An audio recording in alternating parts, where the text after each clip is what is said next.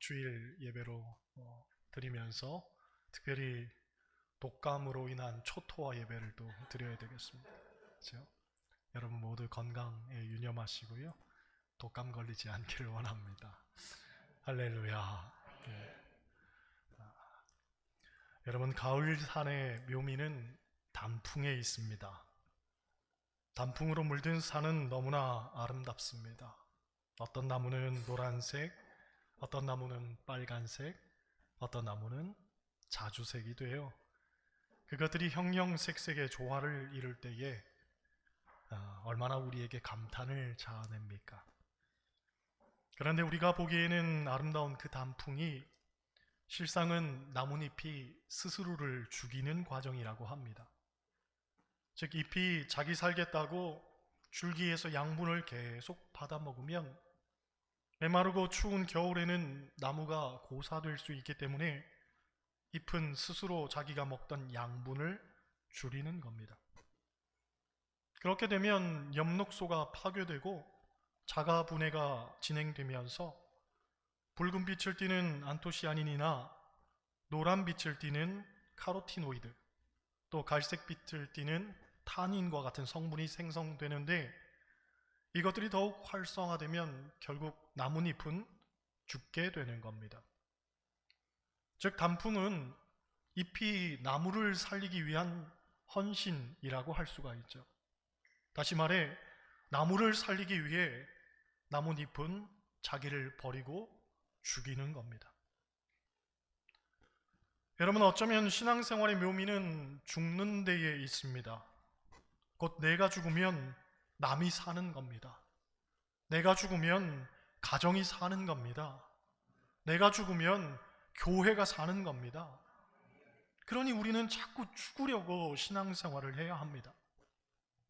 그런데 실질적으로 죽으러 교회에 오는 사람은 별로 없습니다. 다들 살려고만 하고 발버둥치죠. 하지만 역설적이게도 내가 살려고 하면 할수록 오히려 남을 죽이게 되는 것을 보게 됩니다. 여기에서 우리는 인생의 딜레마를 느끼는 겁니다. 기독교는 십자가의 종교입니다. 십자가를 빼놓고는 기독교를 생각할 수가 없습니다. 그런데 정작 십자가의 의미를 제대로 전달하는 교회는 적다고 하죠. 왜냐하면 교인들이 싫어한다는 이유에서입니다. 그래서 오늘날의 십자가는 그저 고상하고 영광스러운 상징물로 변해버렸습니다. 더 이상 희생과 죽음을 십자가에서 이야기하지 않습니다. 그러나 우리가 분명히 알아야 하는 것은 십자가의 도가 멸망하는 자들에게는 미련한 것이요, 구원을 받는 우리에게는 하나님의 능력이 된다는 사실입니다. 그렇기 때문에 우리는 십자가의 의미를 제대로 알고 하나님의 구원 역사에 동참해야 되겠죠. 예수님 당시 십자가는 고난과 죽음의 상징이었습니다. 특히나 십자가형은 단번에 죽는 형벌이 아니고 인간이 맛볼 수 있는 최대의 고통을 맛보고 죽는 형벌이었기 때문에 로마에서는 정치범이나 극악무도한 중죄인의 경우에 십자가형을 내렸습니다. 십자가에 매달린 사람은 천천히 물과 피를 다 쏟고 처절하게 죽어가는 거죠. 그래서 그 모습이 너무나 끔찍했다고 합니다. 특히나 유대인들에게는 이 십자가형에 대한 쓰라린 기억이 있었는데 로마의 압제 아래에 있던 갈릴리 사람들이 봉기를 일으켰다가 3,000명이나 되는 사람들이 한 번에 갈릴리 해변에서 십자가형으로 처형이 됩니다. 그때 그들이 십자가에 매달린 길 양옆으로 늘어선 길이만 약 10km에 이르렀다고 하니 로마가 아주 본때를 보여준 겁니다. 때문에 이스라엘 백성들에게 있어서 십자가란 말은 정말 입 밖에도 꺼내기 싫은 단어였죠. 실질적으로 고린도전서 1장 23절을 보면 유대인에게는 거리끼는 것이라고 말을 합니다. 소위 친절머리 쳐지는 것이 십자가란 말이죠. 그런데 이 십자가를 주님은 우리도 지라고 하는 겁니다. 왜냐하면 이 십자가가 바로 하나님의 능력이고 하나님의 지혜이기 때문이라는 겁니다. 그러면 십자가가 왜 우리에게 하나님의 능력과 지혜가 되는가? 먼저 십자가는 죄의 문제를 해결해 준다는 점에서 하나님의 능력이 됩니다. 여러분, 인간은 스스로 죄를 해결할 능력이 없습니다. 종교적 노력이나 도덕적 행위나 율법의 준수로는 이 죄의 근원을 제거할 길이 없습니다. 그런데 하나님은 예수 그리스도의 십자가의 죽음을 통해서 우리의 죄를 대신 짊어지게 하심으로 우리의 죄의 문제를 완전히 해결해 주셨습니다. 인류 역사를 보면 위대한 성현군자들은 많았습니다. 또 우리가 존경하고 좋아하는 인물들도 많습니다. 그러나 그들이 우리의 구원자는 아니죠. 왜냐하면 그분들이 우리를 위하여서 피를 흘리거나 대신 죽은 것은 아니기 때문입니다. 이런 비유가 있습니다. 사형수 아들을 둔 아버지가 있었습니다. 아들은 젊고 머리도 좋고 귀한 아들이었기 때문에 죽기에 너무나 아까운 아들이었죠. 그래서 아버지가 고민 끝에 유서 한 장을 써놓고 스스로 목숨을 끊습니다. 내가 대신 죽으니 아들을 살려달라고 재판장에게 탄원서를 남긴 겁니다. 이러한 상황에서 여러분, 판사가 어떤 판결을 내리겠습니까? 사형수가 무죄입니까? 유죄입니까? 당연히 유죄죠. 비록 아버지의 선택은 가슴 뭉클해지는 부정일 수는 있어도 자식의 죄가 탕감되는 것은 아닙니다. 심지어 아버지만이 아니라 어머니까지 같이 죽는다 할지라도 죄가 탕감되지는 않습니다. 그런데 성경은 말하기를 보라, 세상 죄를 지고 가는 하나님의 어린 양이로다 라고 말하죠.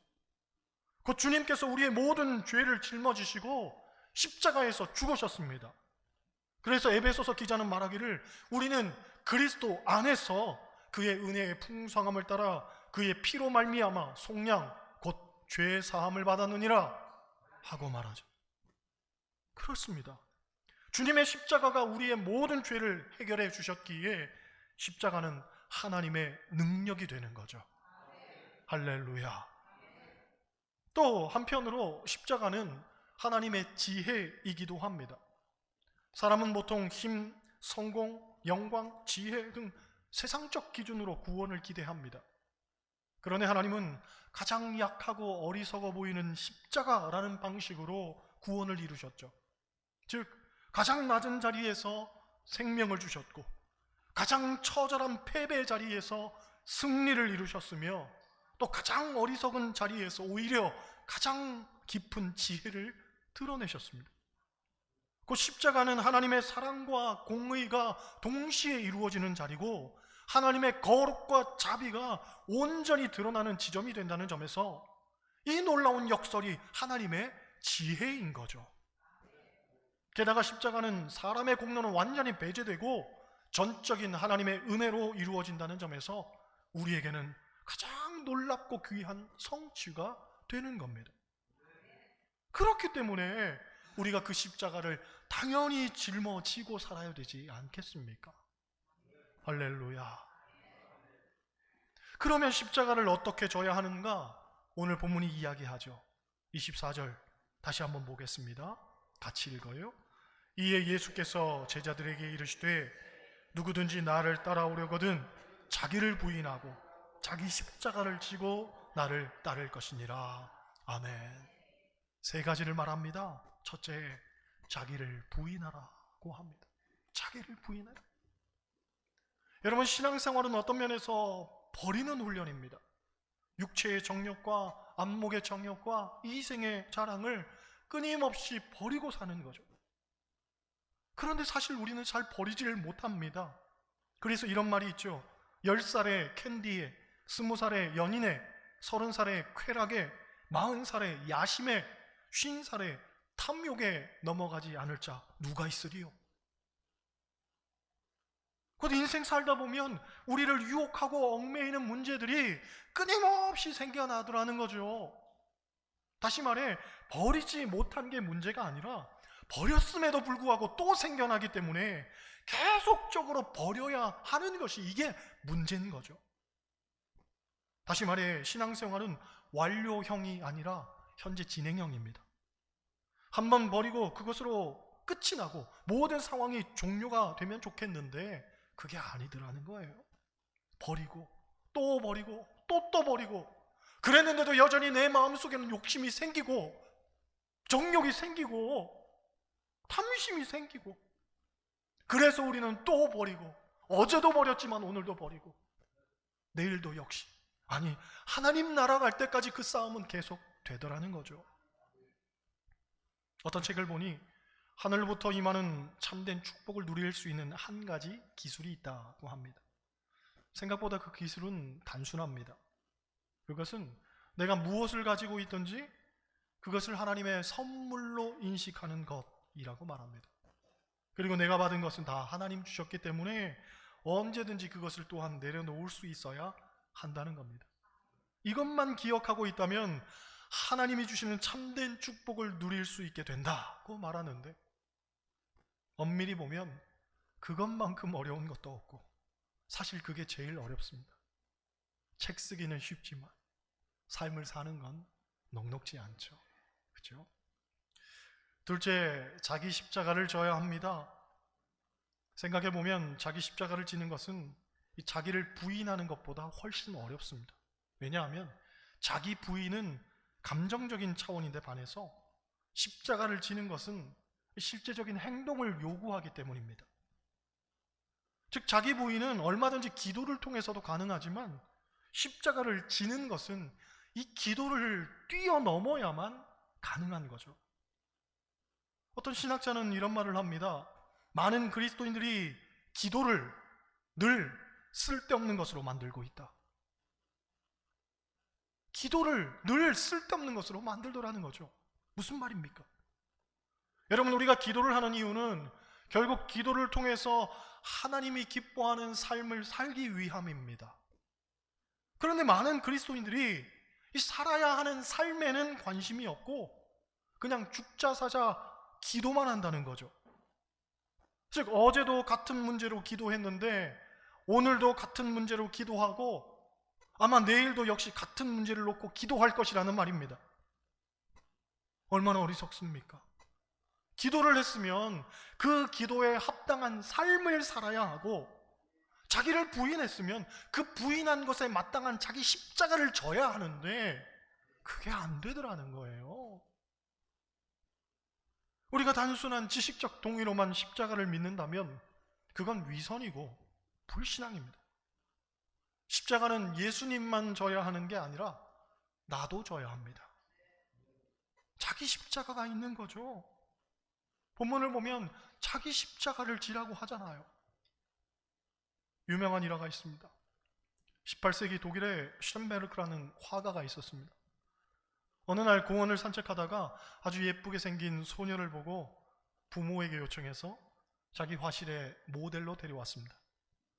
그런데 화실에는 마침 그가 그리던 십자가에 달린 예수님 그림이 있었습니다. 소녀는 그 그림을 보고 물었죠. 아저씨, 저기 매달려 있는 분은 누구예요? 저분은 예수님이야. 소녀가 묻습니다. 그럼 저분이 달려있는 건 뭐예요?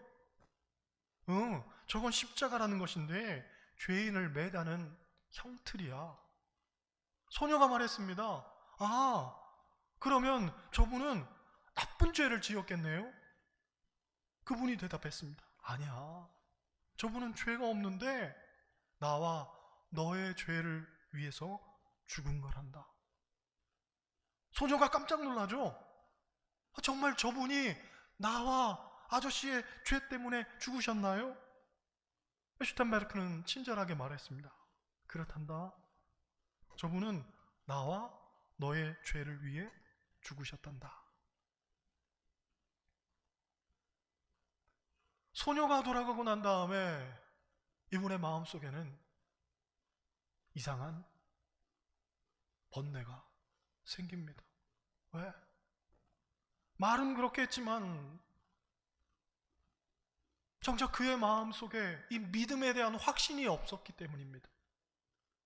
신앙생활 하면서 늘 배운 것처럼 그 배운 지식을 가지고 아이에게 이야기를 했는데 정말 예수님이 나 때문에 돌아가셨을까? 생각하니 이게 잘 믿어지지 않더라는 거죠. 아마 여러분 중에도 있을 겁니다. 아이에게 여러분의 신앙, 이 믿음, 지식적으로 잘 설명은 해줄 수 있겠죠. 하지만 내 마음속에 정말 주님이 나를 위해서 십자가 지셨는가? 반문할 때에 그렇다고 눈물을 흘리면서 우리가 고백할 수 있는지 한번 돌아봐야 됩니다. 이 안타까운 문제를 놓고 이분이 하나님께 기도를 합니다.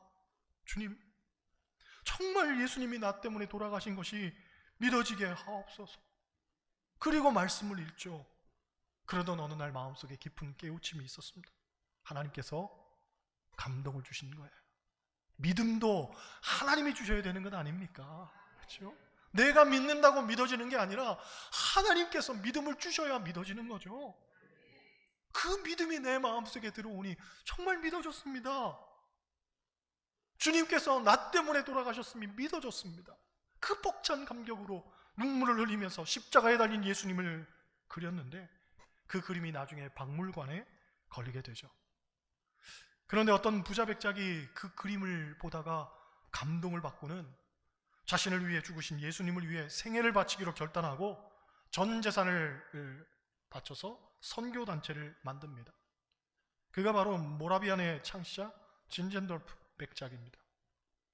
이 사람은 감리교의 창시자 웨슬리 목사님에게 영향을 주게 되는데 특히나 웨슬리 목사님이 모라비안 교도들의 모임에 갔다가 은혜를 받고 감리교 운동을 일으킵니다. 결국 예수님이 자신을 위해서 십자가 지신 것을 깨닫고 그린 그 그림 한 점이 역사를 바꾸어 놓았던 거죠. 여러분, 지금은 십자가가 장식품도 되고 목걸이도 되겠지만 원래 이 십자가는 무서운 고통의 상징이었습니다. 곧 고난의 길이요, 순교의 길이었습니다. 하지만 그 십자가를 짊어질 때에 비로소 하나님의 의가 이루어지고 하나님의 나라가 이 땅 가운데 세워지게 되는 거죠. 그러므로 엄밀히 말해 기독교의 축복은 십자가 없는 축복이 아니고 십자가를 통한 축복입니다. 주님을 위해서 내가 십자가를 지고 살면 하나님이 주시는 놀라운 은혜와 기쁨이 우리가 살아가는 모든 곳에 임하게 되는 거죠. 할렐루야. 셋째로 나를 따를 것이니라고 합니다. 나를 따를 것이니라. 즉 예수님을 쫓아가는 삶을 말합니다. 그런데 성경을 보면 제자들이 주님을 따를 때에 두 가지 주목할 만한 것을 우리에게 가르쳐 줍니다. 하나는 즉시로, 곧. 다시 말해 주님 따를 때에 주저하지 말아야 된다는 거죠. 이것저것 계산해보고 그것이 나에게 좋을 것 같으니까 또는 그것이 합당하니까 따르는 것이 아닌 거죠. 여러분, 주님을 따를 때에는 생각해보고 계산해보고 따르는 게 아니라 곧, 즉시 따르는 거예요. 아무 조건 필요 없습니다. 단지 주님이기 때문에 지금 내가 주님을 따라가는 거죠. 오늘 여기서 곧, 지금 결단하시기를 바랍니다. 또 하나, 다 버리고입니다. 다 버리고. 베드로가 그랬습니다. 안드레가 그랬습니다. 또 야고보와 요한이 그랬습니다. 배와 그물을 다 버리고 주님을 따랐다고 하죠. 여러분, 다 쥐고 주님을 따르는 건 신앙생활 아닙니다. 신앙생활은 양자택일입니다. 세상이냐 주님이냐 하는 문제지 동시에 양다리 걸쳐놓고 다 쥐려고 하면 결국은 다 잃어버립니다. 그러므로 일단은 버려야 됩니다. 오히려 내려놓아야 됩니다. 다 버리고 주님을 따라야 됩니다. 그게 진짜 신앙생활입니다. 할렐루야. 본문은 이렇듯 십자가를 지고 가는 삶의 이야기를 하는데 26절을 보면 이 삶의 결과에 대해서도 우리에게 가르쳐 줍니다. 26절 한번 보겠습니다. 같이 읽어요. 사람이 만일 온 천하를 얻고도 제 목숨을 잃으면 무엇이 유익하리요? 사람이 무엇을 주고 제 목숨과 바꾸겠느냐? 아멘. 이 십자가를 질 때 우리는 무엇을 얻느냐? 첫째로 우리는 영원한 생명을 얻습니다. 여러분, 아무리 천하를 얻는다 할지라도 제 목숨을 잃으면 무슨 유익이 있겠습니까? 누가복음 12장을 보면 어리석은 부자의 비유가 나오는데 바로 그런 경우죠. 하나님께서 이르시되 어리석은 자여, 오늘 밤 내 영혼을 도로 찾으리니 그러면 내 준비한 것이 누구의 것이 되겠느냐? 반문하시죠. 우리가 육체의 것을 지키려 하면 할수록 영적인 것을 잃어버립니다. 영적인 것을 잃는다는 것은 곧 육체의 것들도 같이 잃어버린다는 걸 뜻하죠. 결국은 다 잃는 거예요. 반면 우리가 예수님의 참 제자가 되어서 자신의 것을 주님을 위해 바치는 헌신의 삶을 살면 그의 영혼이 잘됨 같이 범사가 잘되고 강건케 되는 은혜가 있는 거죠. 이게 영적인 부함의 원리 아닙니까? 그렇죠? 때문에 예수님은 제자들에게 영원한 생명을 위해서 육신의 일을 단호하게 버리라고 말씀하는 겁니다.